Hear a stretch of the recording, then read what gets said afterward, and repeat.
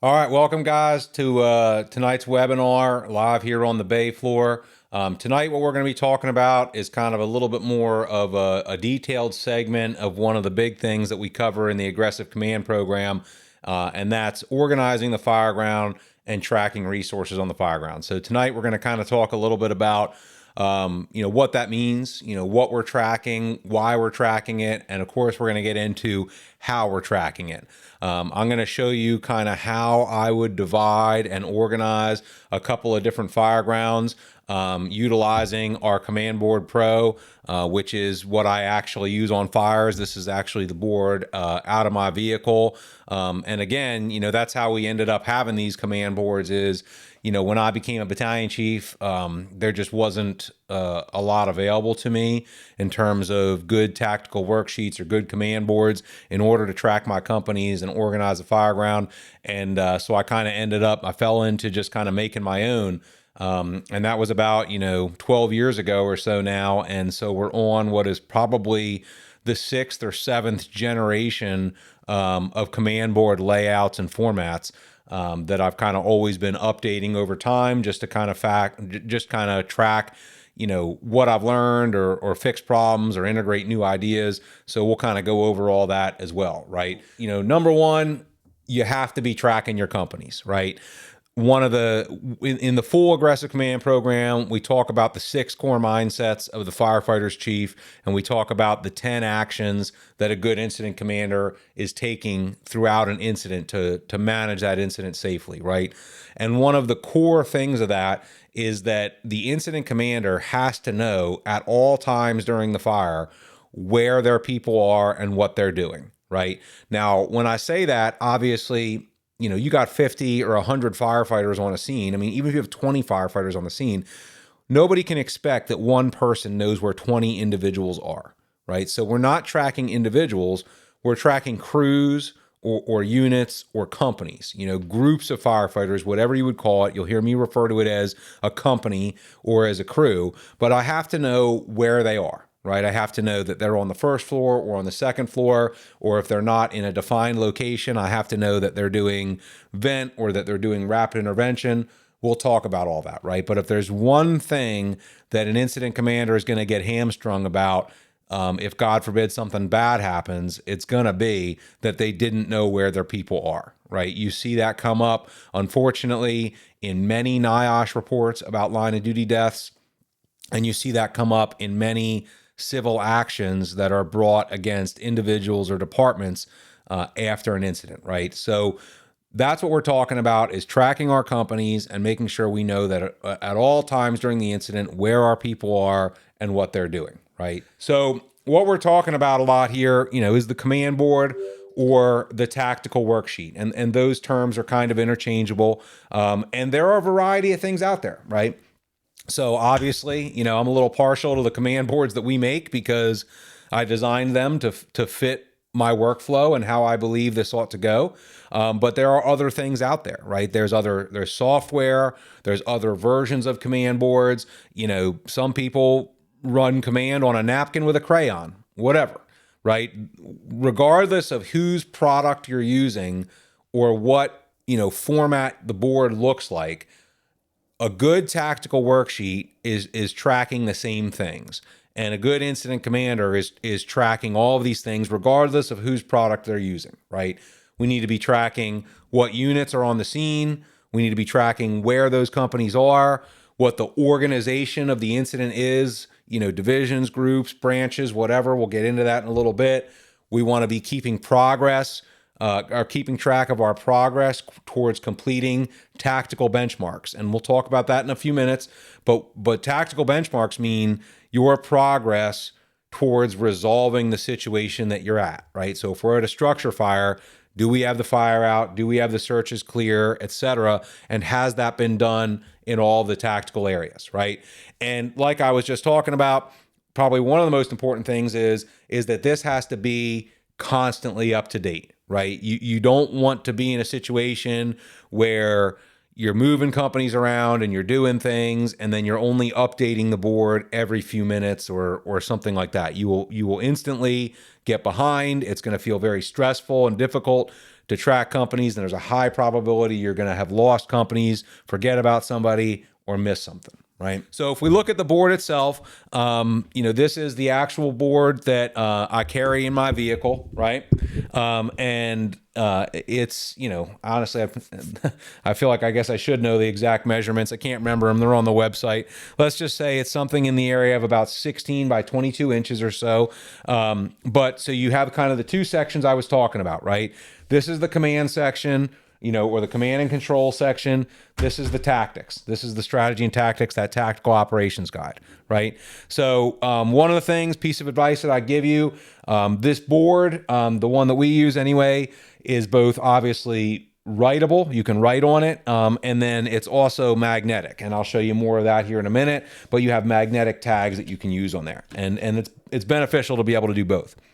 When you talk about writing, I would recommend to you that you use a wet erase marker as opposed to a dry erase marker or a China marker. And that sounds ultra nerdy, but that's where we're at, right? The problem with a China marker is they're very hard to erase.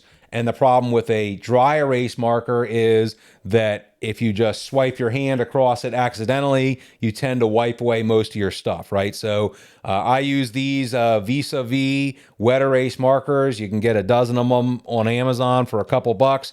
And when I say wet erase, what that means is, when I write on there, after a couple seconds, that's going to dry, so it doesn't, it doesn't wipe away. Right. And the longer I sit it there, if I come back in about 20 seconds or something like that, I won't be able to write away any of that. What you have to do is you have to use a wet rag, or, you use the old lick method and use your finger to get it off of there. But I would use a wet erase marker. Right. So going back to the board's layout itself, what you have over here is you have 7 different boxes. So, right. 1, 2, 3, 4, 5, 6, 7. And some of you may wonder, and some of you may know why we have 7, and that's to match our span of control, right? Span of control being 3 to 7, optimum of 5. I have 7 tactical areas that I can organize here, right? I also, in each one of those tactical areas, have, you might already guess, 1, 2, 3, 4, 5, 6, 7 boxes down. So 7 boxes across, 7 boxes down, 49 boxes. That's our maximum span of control, right? And one of the things that I really like about how this board is set up is that it gives you a lot of visual cues, right? So you'll notice that my OCD made me put 7 separate boxes in here, right? You can see there's a line for every box, because if I just had an open area, say like this, I could put way more than 7 companies in there, because I'll just write small and I could easily fill my span of control up, right? Being able to visually see how many boxes are full and how many boxes are empty gives you a visual representation of how close you are to the edge of your span of control, right? So if you start seeing, man, I got half of the columns filled up, you're approaching your span of control, right? If you see, man, I got most of the boxes in a column filled up, you're approaching your span of control. So that's a big thing there, right? Each box also has a box in there, or each column also has a box where I can write in my supervisor for that area. We'll get to that in a little bit. And then because we do run a lot of structure fires with this, you'll see that each box also has its own area to track the status of the fire, search, and extension, as well as the accountability or PAR for that area. And we'll get into those things in detail here in a little bit, right? So we have our command grid there. Down here, we have a spot for companies that are in staging or in rehab, and I'll show you how we rotate things through there. You have an area down here where you can write in radio channel assignments. I know different places operate differently, but it's not uncommon for us to have the primary Fireground channel. If it's a rural water supply situation, you might have a water supply channel. And if it's a multi-alarm fire, you might have a staging channel. So just an area for that there. You have this open area here where you can write whatever notes you feel like you need to write. I'll show you here in a little bit, but I often use that area for tracking VESs, writing down stuff about where patients were transported or what our needs might be from Red Cross or whatever other things you need to take notes of during the incident, right? And then, as I was mentioning, over here we have our tactical operations guides, right?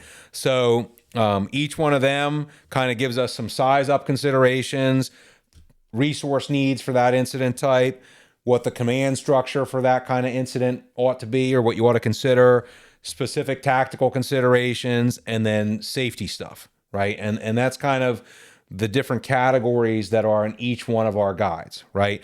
One of the things you'll kind of see on here, and it's right here at the top and at the bottom, so you can't forget, is that when we're going through things, what we use is a system where a slash means it's in progress and an X means that it's completed. And that's important because some people will just put a check mark on something. And I don't know, does that check mark mean that the job was completed or that the job was assigned, right? And so for us, if I were to call somebody and say, hey, ladder 6, go shut off the utilities, then I would put a slash on there. And that's a visual reminder to me that I've assigned somebody to do that. And then later on, when they come back and they say ladder 6 to command, utilities have been controlled, well, then I'll turn that into an X, and that tells me that that's been completed, right? So if I go back there later and I look and I see any slashes on my board or on my guide, that tells me, hey, that's a job you asked somebody about or assigned somebody to do, and you haven't heard back about that yet. Maybe you want to check, right? So that's kind of how that's set up there, right? On our structure fire guide, we have different books, right? So this is the structure fire book, and then there's there's a different book for the technical rescue book and stuff like that. So in the structure fire book, you have your tactical operations guide for structure fires. You also have your command aid guide, which gives you actions for the aid and what the aid should be doing to help you manage that incident, right? You have your Mayday guide, which is a checklist of things to do or consider during a Mayday for one of your members. And then you also have your Code Red or tactical withdrawal guide, and that has to do with when we're pulling members out of the building. All right, so let's take a look at a fairly basic scenario here, right? So we have a one-story house fire. And so the first thing we want to do when we pull up on scene as the command officer is doesn't really involve the board itself. It's more thinking in our head. And what I'm thinking about is, what do I want to do and where do I need to put my companies? And at this point, we're thinking at the strategy level. We're thinking high level, right? So I'm not trying to decide between a 1.5 inches and a 2.5. I'm not trying to decide between a, rural water supply and a hydrant. I'm not trying to decide if I'm going to the roof or taking the windows. I'm thinking about, what do I need to do and where do I need to put my companies? And one of the things I know I need to do is going to be first floor. So I'm going to write a 1 right there, right? Looking back at my scenario, right? I might say, all right, this is a attached garage fire. The garage door is gone. I got heavy fire showing from the alpha side. So maybe I want to put an attack line at the alpha side. You may want to do that. You may not, whatever. If that's something you're thinking you might do, then I would put an A right here for alpha. And that would be companies that are out front, right? So, at this fire, from what I see so far, I think that's going to handle, I don't really see myself permanently assigning companies on the Bravo or Charlie sides or the Delta side, right? Yep, I don't have anybody doing anything right now, but there are my tactical areas, right? So the next thing I'm going to do is I'm going to open up my guides, get that out of the way. Again, that's Velcro. I can take that off and put that over here. I could hand it to my aide if I needed to. But now I'm going to start taking my companies as they arrive on the scene, and I'm going to assign them, right? And so again, our department operates on a predetermined assignment standard operating guideline. So our companies would automatically take positions that actually fit this fire. But even whether you're doing that or whether you're running an IC driven fire where you manually make all the assignments, again, this process is the same, right? So let's say engine 1 arrives on scene. I'm going to take the magnet for engine 1 and they're going to go to the second floor, right? That was the lowest floor of fire. I think we want to put a hose line on the lowest floor of fire first. So I'm going to put that there. right? Then let's say ladder 1 arrives on scene, right? I mentioned earlier, our department splits companies into inside and outside teams, right? So at this particular fire, our ladder company would split into an inside team where ladder 1 is going to the second floor, and their outside team, which we designate as ladder 1 driver, is going to the vent group. Now that's a kind of important aside, is if you do have companies where you're splitting crews, that's principally a thing usually with stuff like rescues and ladders. But if you're splitting that 3 or 4 person crew into 2 person crews, you have to track them differently, right? Ladder 1, the officer and the irons firefighter, are going to a completely different place than ladder 1 driver, which is the driver and the OV. So I have to track that by some mechanism, right? And that's just one way you can do that, okay? So I've got those there, right? Then let's say engine 3 arrives on scene, and I have engine 3 take their line to the floor above, right? And ladder 4 arrives on scene, so ladder 4 goes up there to help them, and their driver goes to help the vent group, right?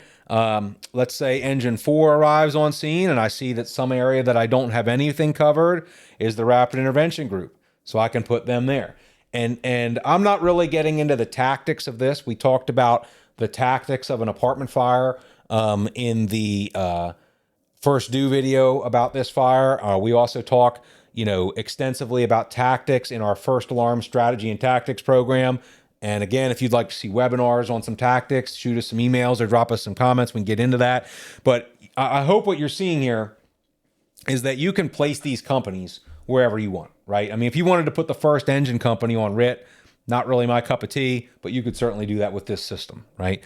But so what you're beginning to see here also is that it's giving you an idea of how many companies are in each tactical area. Like right now, I have a fairly good distribution, right? I have 2 crews in each of these primary tactical areas and 1 crew on RIT, right? Remember, like I was talking about earlier, I can see within span of control, since most of the boxes are empty, I still have, a good opportunity to put more companies in there without exceeding span of control, right? I have more tactical areas that I could establish if I needed to, right?